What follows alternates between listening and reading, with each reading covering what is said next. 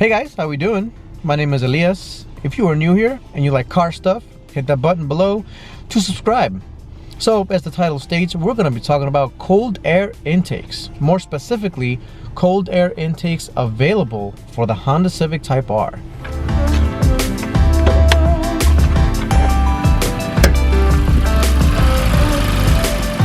Now, before we start talking about aftermarket intakes, I have to say that the factory intake is very good. I've outlined this in previous videos, but in case you missed those, this intake takes air from in here, goes out through here. The hood is actually shaped so that the air gets pushed down into here, goes down there, through the filter, into the intake runner, down to the turbo. That's pretty good. Now, how do you improve on this? So as you can see there, the factory air box is actually really well done. It's got a little bit of a ram air kind of effect on it. The hood is involved in keeping everything sealed up, and it's pretty good. Now, there are only really 3 ways I see that you can improve on that, and that's more of a ram air effect, bigger intake runners, and a colder charge of air. So the first way, the ram air effect, right now the Type R does have a sort of a ram air effect, but it's a little bit small. Some people don't think it's big enough. So one way I think we can do it is we can resize or reroute the piping to basically suck up air in front of the radiator. Now you're going to be decreasing your radiator efficiencies and things like that. Other vehicles do this. For example, the Dodge Charger, the Dodge Challenger, they have basically the intake goes right up in the front of the grill, right where you'd think there'd be a headlight is actually an intake, and that's really cool. And what happens is as you drive along, air gets pushed in there and you get more air going into the engine, which is what you want. The second way, increasing pipe sizing to the engine, basically tries to increase the amount of air that can flow into the engine. Especially on a turbocharged engine, this can increase performance, because on a turbocharged engine, it's actually pulling air from the intake to try to literally turbocharge it to get pressure up and push that air to the intercooler. Well, in order to increase our piping on the Type R, you not only have to change all the plastic bits in front of the metal intake runner, the aluminum intake runner, you have to also increase the size of the aluminum intake runner. I assume that's going to be very expensive, and it may or may not even increase performance at the end of the day. And the third way, of course, is to try to get colder air from somewhere outside of the engine bay. A lot of the cold air intakes that I've seen basically place a filter inside of the engine bay, and it sounds cool, and you feel like you're doing, getting more power. But when you're at a track situation or on a really hot day, you get something called heat soak.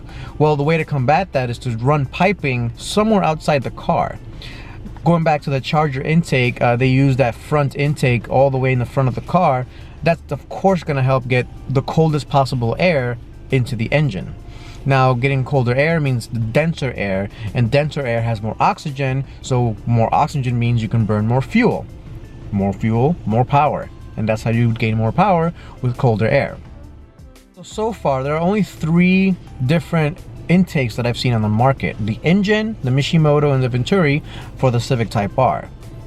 Now, quick question, would I get any of them? The answer is no. And I've said before I even think about getting an intake, I would do so many other things with this car, because an intake to me is not really a performance modification. It's more of a cosmetic / sound modification. You will get a better sound from the engine for sure. It'll sound a lot cooler, and when you open your hood, you could say, oh, look at my intake, it looks really awesome.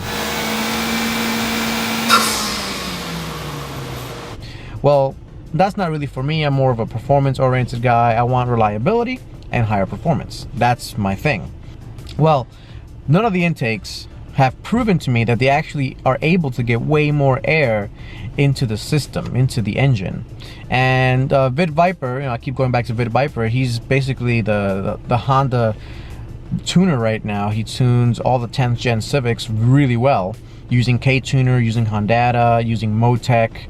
Right now, he is selling a Motec solution for $4,500, and that's basically a standalone ECU that he plugs into your computer, and he can tune it however way he likes.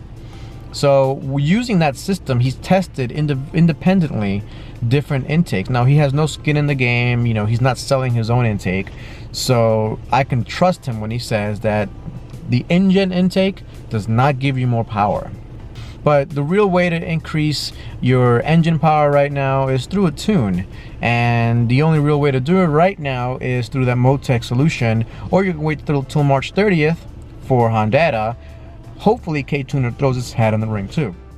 Alright guys, in conclusion, like I said, I don't recommend you getting an intake right now. There are other more worthwhile things to get for your Type R. For example, Hasport rear engine mount for your engine bay.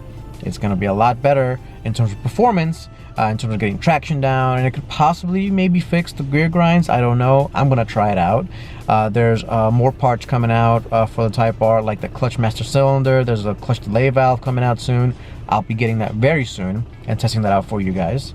There are other, you know, brakes, there's wheels, there's tires, very expensive things that you should spend money on before you look at an intake.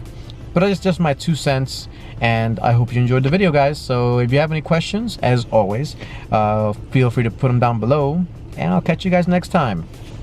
Peace out.